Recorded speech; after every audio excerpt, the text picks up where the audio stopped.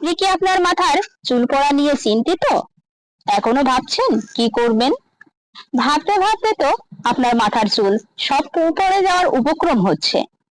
তাই আর দেরি না করে আজই অর্ডার করে ফেলুন আমাদের ন্যাচারালস বাই তমার ন্যাচারাল হেয়ার অয়েল এবং হেয়ার প্যাক, যেটা ব্যবহারের ফলে আপনার মাথার চুল পড়া বন্ধ করবে মাত্র 15 থেকে 20 দিনের মধ্যে।